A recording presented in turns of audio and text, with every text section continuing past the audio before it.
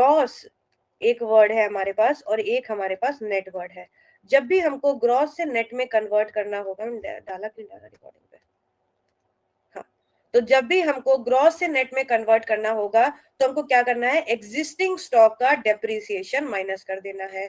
लेकिन अगर नेट से वापस ग्रॉस में हमको आना पड़ेगा तो हम क्या करेंगे, एग्जिस्टिंग स्टॉक का जो डेप्रिसिएशन हमने माइनस किया है उसी को क्या करेंगे, प्लस कर देंगे।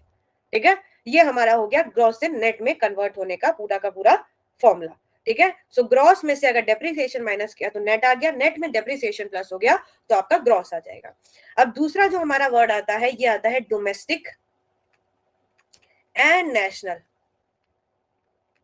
ठीक है, डोमेस्टिक मतलब आपने जो अपनी पॉलिटिकल फ्रंटायर के अंदर जो इनकम कमाई थी वो कौन सी हो जाएगी, वो आपकी डोमेस्टिक इनकम हो जाएगी। और नेशनल क्या होगी, जो पॉलिटिकल फ्रंटायर से बाहर, जैसे मैंने सी का आपको बताया था, सी हो गया, एयरप्लेन हो गया, एम्बेसीज होगी, ये सारी होगी। तो जो भी हम लोग अपने डोमेस्टिक टेरिटरी के बाहर इनकम कमाते हैं, जो कि हमारे इंडियन रेसिडेंट कमाते हैं, उसको हम बोलते हैं net factor income from abroad. From abroad, जिसको हम प्यार से क्या बोलते हैं, NFIA। तो जब भी डोमेस्टिक से मेरे को नेशनल में आना होगा तो बाहर की इनकम ऐड करनी पड़ेगी, अब्रॉड की इनकम क्या करनी पड़ेगी, ऐड करनी पड़ेगी। So what I do plus NFIA, इसको मैं क्या करूंगी, प्लस NFIA करूंगी। ठीक है, और जब भी मेरे को नेशनल से डोमेस्टिक में आना पड़ेगा, यानी कि बाहर की इनकम से अपनी केवल देश की इनकम देखनी है कि पॉलिटिकल फ्रंटायर में कितनी इनकम हुई है, तो क्या करूंगी मैं, ये अब्रॉड वाली इनकम NFIA को मैं क्या कर दूंगी, माइनस कर दूंगी। ठीक है, ये सिंपल सा हमारा कॉन्सेप्ट हो गया डोमेस्टिक और नेशनल का। तीसरा कॉन्सेप्ट जो हमको समझने वाला है वो है market price and factor cost का। तो मैं आपको बताती हूँ, फैक्टर कॉस्ट हो जाता है आपका, फैक्टर कॉस्ट, और एक हो जाता है आपका मार्केट प्राइस। ठीक है, फैक्टर कॉस्ट और मार्केट प्राइस को समझने के लिए हम कैसे समझेंगे इसको, बहुत इजीली समझेंगे। देखो, फैक्टर कॉस्ट को मान लो कि आपको वो पर्टिकुलर चीज बनाने में कितना पैसा लगा। फॉर एग्जाम्पल कि आप एक पेन बना रहे हैं या फिर एक पेंसिल बना रहे हैं, और उस पेंसिल को जब आपने बनाया तो आपको उसका कॉस्ट पड़ा कितना, 5 रुपीज का। ठीक है, लेकिन आप इसको 5 रुपीज में नहीं बेचोगे, ये मार्केट तक जाते जाते क्या हो जाएगा, मान के चलो कि 8 रुपीज का हो जाएगा। तो हम क्या एज्यूम करते हैं कि मार्केट में जाते जाते जो इसकी प्राइस बढ़ जाती है वो किसकी वजह से बढ़ती है, बिकॉज ऑफ इनडायरेक्ट टैक्सेस। किसकी वजह से, इनडायरेक्ट टैक्सेस। और आजकल हम लोग इनडायरेक्ट टैक्सेस को क्या बोलते हैं, GST। तो जब भी हम कोई भी प्रोडक्शन करते हैं तो प्रोडक्शन करने के बाद जब हम वो सामान मार्केट में बेचते हैं जाके, तो मार्केट तक जाते जाते उसमें लग जाते हैं टैक्सेस, और इसी की वजह से मार्केट में जाते जाते उसकी वैल्यू क्या हो जाती है, इंक्रीज हो जाती है।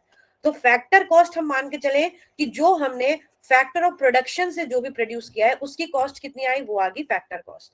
और मार्केट में बेचने पर उसकी कॉस्ट कितनी आई, वो आ गई हमारी मार्केट प्राइस। तो फैक्टर कॉस्ट से अगर मार्केट प्राइस तक मेरे को जाना है तो what I have to do, मेरे को यहाँ पे प्लस करना पड़ेगा नेट इनडायरेक्ट टैक्सेस। क्या करना पड़ेगा, प्लस नेट इनडायरेक्ट टैक्सेस करना पड़ेगा। और जब मार्केट प्राइस से फैक्टर कॉस्ट में मैं आऊंगी तो मेरे को क्या करना पड़ेगा, माइनस नेट इनडायरेक्ट टैक्सेस। तो हम इसको कैसे याद रखेंगे कि फैक्ट्री में ऑब्वियसली चीजें सस्ती मिलती है, मार्केट में ज्यादा मिलती है, तो फैक्ट्री से मार्केट आते आते क्या हो जाता है, हमारा प्राइस बढ़ जाता है, तो प्लस। और हम मार्केट से वापस फैक्ट्री में जाएंगे तो अगेन हमारा प्राइस क्या हो जाएगा, कम हो जाएगा, तो ये क्या हो जाएगा, माइनस। ठीक है, कभी कभी क्वेश्चन में बेटा NIT जो है वो नहीं दिया होता है, तो NIT का एक फॉर्मूला होता है इनडायरेक्ट टैक्सेस माइनस सब्सिडीज। ठीक है, इनडायरेक्ट टैक्सेस में जो सब्सिडीज गवर्नमेंट ने दी होती हैं उसको जब हम माइनस कर देते हैं तो वो हमारा बन जाता है नेट इनडायरेक्ट टैक्सेस। तो अगर आपको NIT दिया हो तो वेल एंड गुड, नहीं दिया हो तो क्या हो जाएगा आपका, इनडायरेक्ट टैक्सेस माइनस सब्सिडीज आपका फॉर्मूला हो जाएगा। अब ये तीन चीज आप दोबारा ध्यान से देखो, ग्रॉस से नेट में कन्वर्ट होना है, डेप्रिसिएशन को ध्यान में रखेंगे, डोमेस्टिक से नेशनल में जाना है, NFIA को देखेंगे, फैक्टर कॉस्ट से हमको मार्केट प्राइस में जाना है तो NIT को देखेंगे। ठीक है, अब देखो कितने इजीली हम कन्वर्ट कर लेंगे, देखना। फॉर एग्जाम्पल मेरे को दिया हुआ है GDP एट FC, और मेरे को बोला है कि convert it into NNP at MP। इधर पे मेरे को कन्वर्ट करना है। तो सबसे पहले देखो कि जी यानी कि ग्रॉस, ग्रॉस का कन्वर्जन किस में हो रहा है? ग्रॉस का कन्वर्जन नेट में हो रहा है। तो मेरा फॉर्मूला क्या हो जाएगा? फॉर्मूला हो जाएगा जीडीपी एट एफसी जो कि दिया हुआ है। सबसे पहले इसमें क्या करूँ? माइनस डेप्रिसिएशन करने वाले हो। मेरे को फॉर्मूला याद करने की जरूरत ही नहीं है, केवल मैंने कन्वर्जन याद कर लिया। दूसरा आता है मेरा डी, जा रहा है, हाँ डी से कहाँ पे जा रहा है? एन में जा रहा है, यानी कि नेशनल में जा रहा है। तो क्या करना होता है, जब इंडिया से बाहर का सामान भी हम इंक्लूड कर देंगे तो ये हमारा क्या हो जाएगा? प्लस एन एफ आई ए। और फिर तीसरी चीज, फैक्टर कॉस्ट है, पी और पी के बीच में कोई भी हमारा चेंजेस नहीं हो रहा है, यहाँ पे एफ सी है, यहाँ पे एमपी है, यानी कि फैक्टर कॉस्ट से हमको कहाँ जाना है? मार्केट प्राइस में। तो फैक्टर कॉस्ट से मार्केट प्राइस में जाना है तो प्लस क्या करेंगे? एनआईटी। तो ये हमारा क्या बन गया? एनएनपी एट एमपी बन गया। अब इस तरीके से आपको कोई भी फॉर्मूला याद करने की जरूरत नहीं पड़ेगी। आपको क्या करना है? केवल और केवल इन 3 सर्कल्स को याद रखना है। इन 3 सर्कल को आपने याद रख लिया, फिर आपकी पूरी नेशनल इनकम क्या हो जाएगी? इजी हो जाएगी। इज इट क्लियर और नॉट?